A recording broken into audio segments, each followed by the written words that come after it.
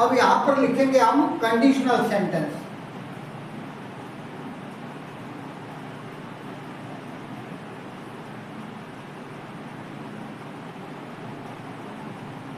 Conditional sentence शर्तपूर्ण वाक्य, ठीक है ना।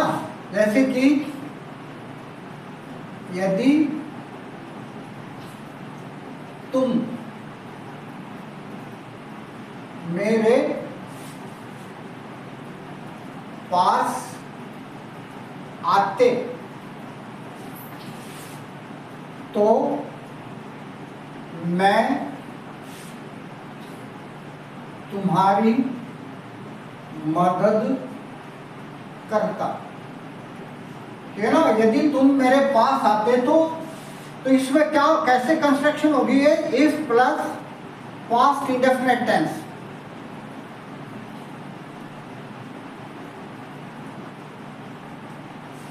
इंडेफिनिट टेंस फिर comma, if plus past indefinite tense.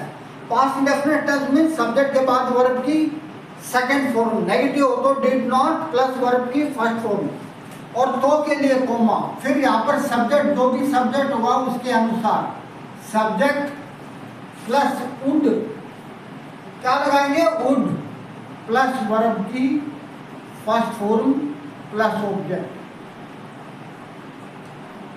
ठीक है ना। तो सबसे पहले हम ये पास्ट इंडेफिनिट टेंस के जो कंडीशनल सेंटेंस हैं तो उसमें इफ लगाएंगे, फिर पास्ट इंडेफिनिट टेंस, फिर कोमा, फिर सब्जेक्ट, फिर वुड, फिर वर्ब की थर्ड फॉर्म। तो जैसे कि यदि वह मेरे पास आती तो मैं उसकी मदद करता, है ना। यदि वह मेरे पास आती तो मैं उसकी मदद करता, तो कैसे लिखेंगे, इफ वाले बाद में past indefinite tense. If she, क्या लिखेंगे, if she came to me, तुम समझ ना, सिंपल सेंटेंस है। If she came to me comma, अब दूसरा सब्जेक्ट है I would help her.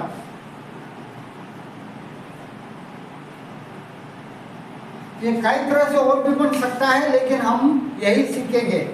If she came to me, यदि वो मेरे पास आती तो मैं उसकी, आई वुड हेल्प हर। जैसे कि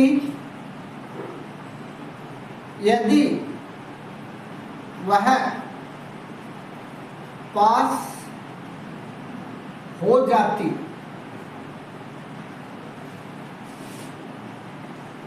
तो मैं उसे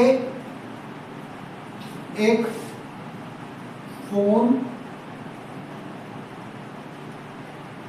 गिफ्ट करता। तो यदि वह पास हो जाती तो मैं उसे, तो इफ शी पास्ट,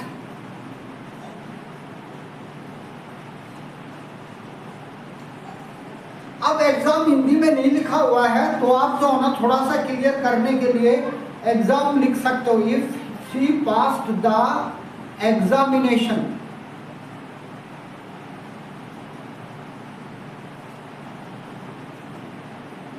कोमा, मैं उसे एक फोन गिफ्ट करता।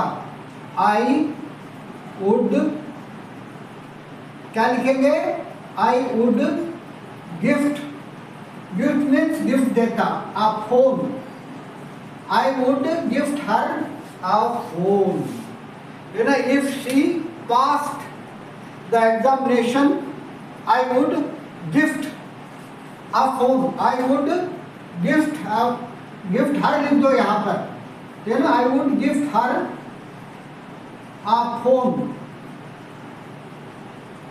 ठीक है ना, हर ज्यादा बढ़िया है। If she pass the examination I would gift her a phone. तो आगे आपको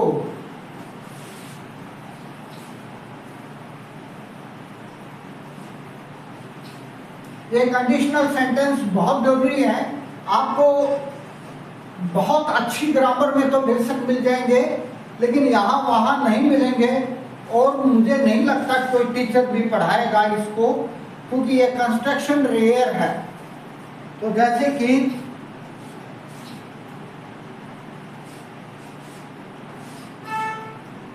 यदि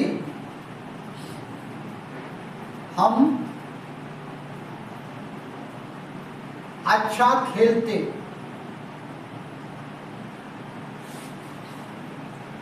तो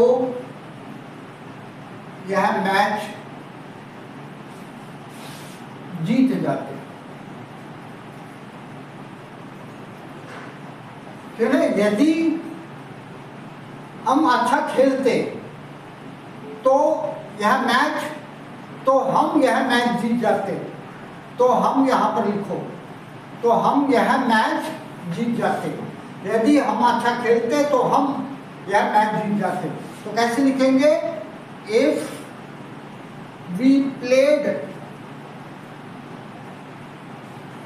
well, if we played well, ठीक है ना। सब्जेक्ट क्या है? हम के लिए वी लगाएंगे, खेलना वर्ब की सेकंड फॉर्म लगाएंगे, खेलने के लिए प्ले होता है, प्लेड वेल। तो वी हम सब्जेक्ट है, तो we would win this match.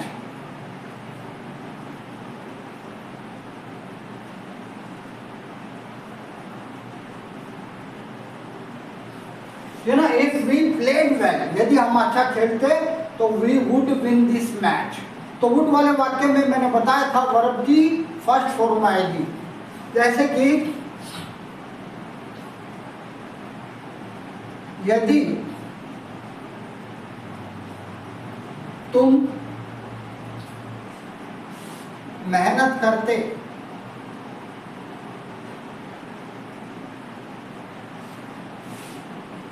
तो पास हो जाते।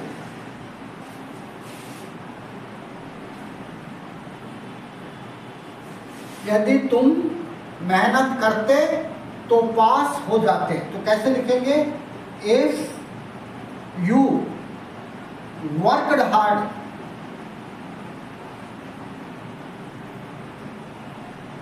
comma you would pass,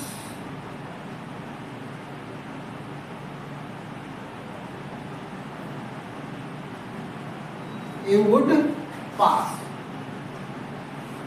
जैसे कि यदि तुम फास्ट फूड नहीं खाते तो मोटे नहीं होते।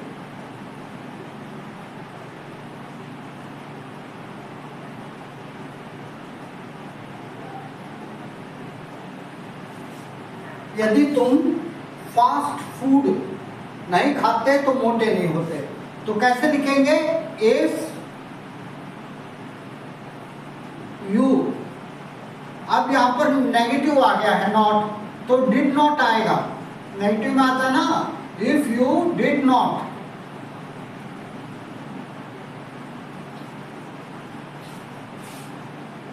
ईट, did not eat, eat means खाना, ईट क्या नहीं खाते? Fast food,